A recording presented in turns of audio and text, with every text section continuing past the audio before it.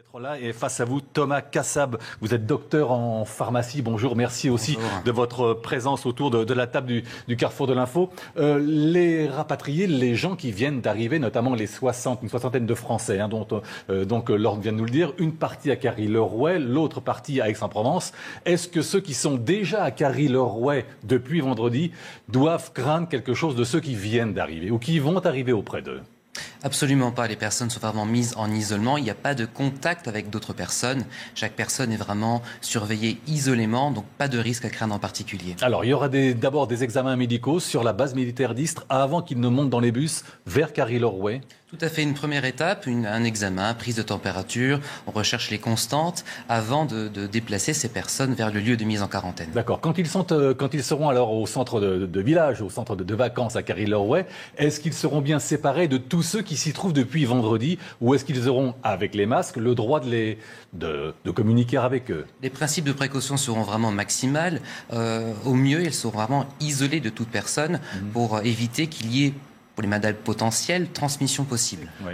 Docteur Cassab, en fait, les seuls Français aujourd'hui qui portent un masque en France sont ceux qui sont à Carry-le-Rouet et ceux qui viennent d'arriver à Istres. Mais sinon, il n'est pas utile de porter un masque. En fait, on a appris que ce masque ne servait absolument à rien si on n'était pas contaminé. Tout à fait. Tout comme la grippe saisonnière, porter un masque est utile quand on est contaminé ou qu'on est susceptible d'être contaminé. Pour la population générale, qui n'est pas en lien direct avec une personne qui revient de Chine dans des zones où circule le virus, il n'y a aucunement besoin de porter un masque. D'accord. Les propos très précis de leur para Thomas Cassab, ils seront mis en quarantaine pendant 14 jours. Quarantaine, ça ne veut pas dire 40 jours. Tout à fait, je voudrais revenir sur ce point de 14 jours, qui est une période vraiment opportune pour ce virus. Pourquoi ? Car vraiment, au grand maximum, il faut 14 jours au coronavirus pour développer des symptômes.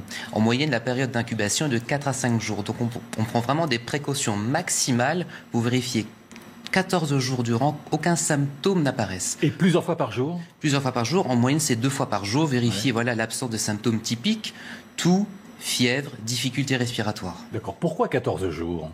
14 jours, c'est la période d'incubation maximale du virus. En moyenne, c'est 4 à 5 jours, au grand maximum 14 jours. Donc là, on voit que les précautions maximales ont été prises. Rappelez aussi, parce que là encore, ce n'est pas inutile, que, comme le dit ce matin encore une autorité médicale dans les colonnes du journal du dimanche, ce coronavirus n'est pas si grave que cela.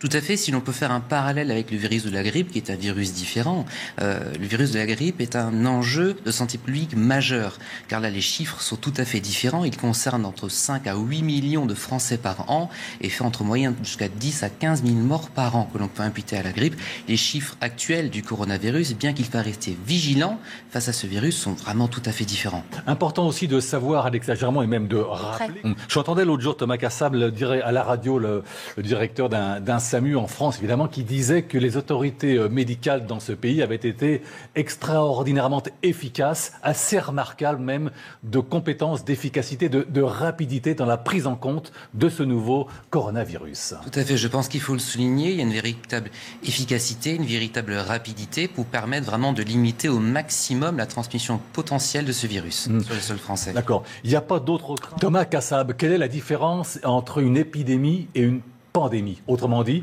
la Chine fait-elle actuellement face à une pandémie? Une pandémie, c'est vraiment une infection virale, bactérienne, à échelle mondiale. Énormément de cas dans énormément de pays. Actuellement, on ne peut pas vraiment parler de ça, vu qu'il s'agit de zones assez étroites. On parle de quelques cas, et là, en Chine, oui, mais on ne peut pas vraiment parler de pandémie mondiale.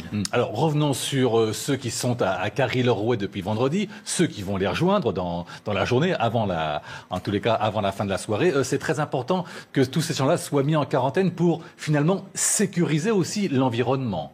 Tout à fait, c'est un principe de précaution. On va surveiller ces personnes et on le voyait, elles vivent un peu cela comme un camp de vacances et c'est tant mieux car il ne faut pas virer à la psychose. D'ailleurs, il faut rassurer les riverains de ces centres. Ils ne peuvent pas être contaminés. Le virus ne se propage pas comme ça dans l'air, pas par mail, c'est pas par les ondes. Il faut vraiment être en contact direct à moins d'1 mètre d'une personne contaminée qui vous tousse dessus, qui vous envoie des postillons pour être contaminée. Donc les personnes qui vivent près de ces centres se rassurent.